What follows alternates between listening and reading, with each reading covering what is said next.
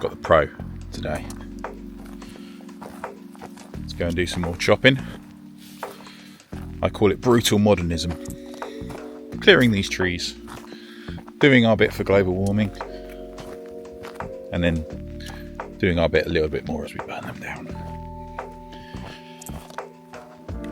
Let's get to it. It may not seem like a lot, but 60 olive trees, my God, it's a lot to cut down. I think yesterday between us, we got, what, 8 done? So today, I'm going to try and beat that if we can. Body's feeling a bit sore this morning, mind you. I'm not sure if it was the alcohol or the cutting, or a combination of both. Today's job is going to be clearing row by row all of these trees back towards Casita. A couple of hours later, and phase 1, trimming the trees, is complete. As you can tell from the deep breathing, we've worked out through and successfully removed a ton of the higher up branches, and we're starting to look much better. Probably look at moving on to row 2 now. Let's go. Got to admit, none of this work is pretty, but my God, they're clever with the trees. So what I've realised as I've been cutting, and you may have seen in other videos, is our land is actually on tiers. So you've got the upper tier, next tier, next tier. Now the trees have, if I turn the camera around you'll see it, the trees have all been grown on the edge of one of the tiers. As you can see here, and if we look here, the trees here are on another edge of one of the banks. But what's incredibly clever, and I've realised it as I've been cutting, is that they've actually grown the trees purposefully so that they bend down and over onto the tier above, or that the tree's planted on, so it makes them easy to harvest. It's incredibly clever. So this tree is probably the best example of it. You can see, if I go a bit closer, you can see my fresh cuts, but you can also see where all the old cuts were as well.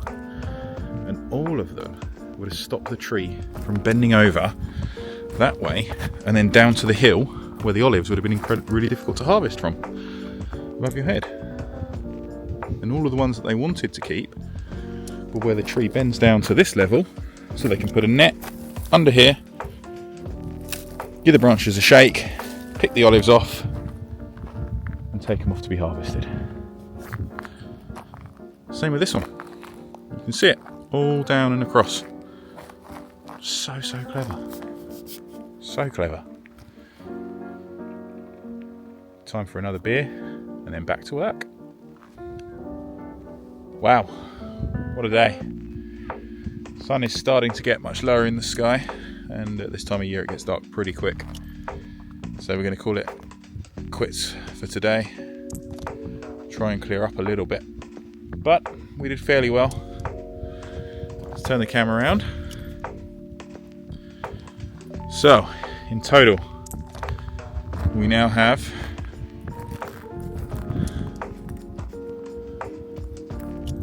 the first row of 4 done. We have, look at that sun, it's beautiful. Second row of 4 done. A lot of wood to burn with the clear up. We've got to wait for our fire line to be active, unfortunately. So 10 days, it's going to have to sit here, unfortunately. It's the second row. And then, if you remember from this morning, There was a couple of giant trees that we had to cut right down. They're on the third row. So the tree at the top I can't get to because it leans out the wrong way, unfortunately, so I'm going to need the extension one that Jim's been using. But the second one on that row has been done. Next one's not far off, there's a few left on there that need to go. And then the giant one at the bottom, which has also had a bit of a haircut. So, not too bad. In total, down here we're up to 12 done. Which, if you'd have given us that yesterday when we started this, would have bitten your hand off at 12 total. So add that to the ones that Jem's done, and we're probably up to about 20, maybe even more, maybe 20, 22 done, and starting to really take shape.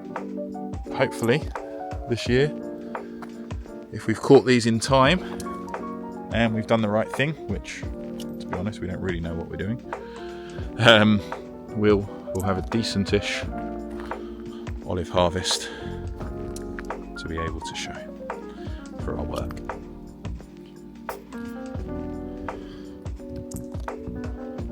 And now I need a beer. On. So, starting to lose the light on what's been an unbelievably productive day. Going to definitely feel it in the morning because I am aching right now. So, what we now have done is the Great Olive Sea of Almería. We've tidied all the undergrowth, which was a lot, I'll be honest, from under these trees and those trees, and we've started moving them down towards where we're going to be burning, just to make it look a little bit neater from the road. Obviously when the cars come past, we don't want this to look like a total mess, so we've moved them a bit further in just to hide the mess. These trees here were slightly smaller, but we've got these ones to do as well. I'm going to move those over to the next in, just to get rid of that. And then finally on the top row, honestly I think we're going to run out of time before we can do anything, but we've got the piles here as well. Such a shame we couldn't get that burn license today, because we could have had most of this gone as we were cutting it down. Could have just chucked it straight on top of the fire. But it will make for an absolutely epic fire next time we're here.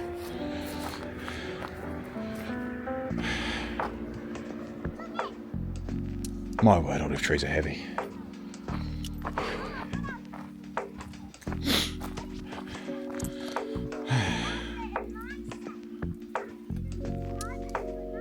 Another really successful day. Great to get a load of work done. And honestly, great just to be in your head, working away, not really thinking of anything, no cares, no worries, just in the present, cutting down the next branch that you were working on. It really was really nice just to not have any of those outer worries that we've all got. Not thinking about work, not thinking about money, not thinking about anything, just getting down to business and getting the work done. Looking forward to getting this finished because it's definitely starting to take shape. Compared to what they look like, the trees look absolutely beautiful now. Such a change, and it would be absolutely amazing if they can start producing olives for us this year. So come December we can have a decent harvest and have some Renacer McGlynn olives. Thanks so much for watching today. Hope you've enjoyed it. I know it's check-ins, what I've been up to has been few and far between, but been great fun. See you next time.